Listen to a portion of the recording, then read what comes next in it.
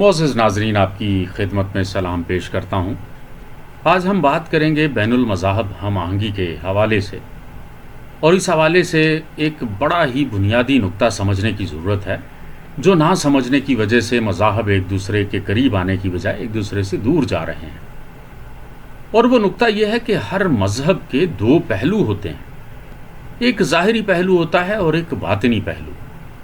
ظاہری پہلو کا تعلق نسل، قومیت، ثقافت یا جغرافیہ وغیرہ سے ہوتا ہے، اور اس کے عقائد بھی انہی ظاہری چیزوں کے زیر اثر تشکیل پاتے ہیں، جبکہ باطنی پہلو کا تعلق آفاقی نوعیت کا ہوتا ہے۔ اس میں ظاہری پہلوؤں کی بجائے ذہنی اور فکری یا مجرد اعلیٰ روحانی اوصاف کو اہمیت دی جاتی ہے۔ انسان کو نسل و قومیت، رنگ و جغرافیہ اور ظاہری شناخت وغیرہ سے بالا ہو کر دیکھا جاتا ہے۔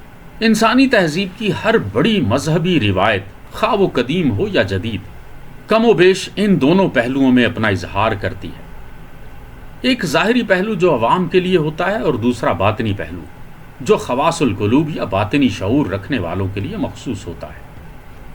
یہ ظاہری پہلو ہے جس میں انسان ایک دوسرے پر کفر کے فتوے لگاتا ہے، ایک دوسرے کو کافر کہتا ہے، ایک دوسرے کو بدعتی کہتا ہے، حتیٰ کہ ایک دوسرے کے لیے برادری سے باہر نکالے جانے کے راستے ہموار کیے جاتے ہیں، جبکہ باطنی پہلو میں ایسا کچھ نہیں ہوتا۔ انسان معاشرے سے کٹ کر کفر کے فتوے لگوا کر وہ باطنی پہلو کے ساتھ زندہ رہ سکتا ہے۔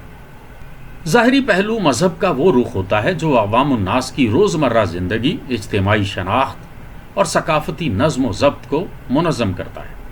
اس میں رسوم، عبادات، حلال و حرام کی تفصیل، لباس، خوراک، شادی، موت اور دیگر سماجی ضوابط شامل ہوتے ہیں۔ یہ پہلو عموماً کسی خاص نسل، قوم، قبیلہ یا جغرافیہ سے جڑا ہوتا ہے، اپنے تشخص اور تاریخی تسلسل کو محفوظ رکھنے پر زور دیتا ہے، اور اپنے ماننے والوں کو ایک اجتماعی دائرہ میں باندھ کر رکھتا ہے۔ جبکہ باطنی پہلو وہ روحانی مرکزیت ہے جس کا مخاطب انسان کا دل، شعور اور باطن ہوتا ہے۔ اس میں نسل، قوم، رنگ، زبان یا جغرافیہ کی کوئی قید نہیں ہوتی۔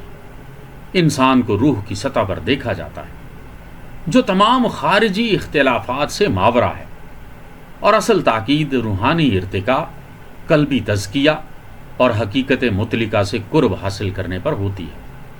یہی وہ دائرہ ہے جہاں مذاہب آپس میں مکالمہ کرتے ہیں، جہاں ہندو جوگی، مسلم صوفی، بدھی راہب، مسیحی عارف اور یہودی قبالہ پرست ایک دوسرے کے قریب آ جاتے ہیں، کیونکہ سب کی تلاش اسی عرفہ حقیقت کی طرف ہے، خواہ اس کا نام برہما ہو، اللہ ہو یا لوگوس ہو۔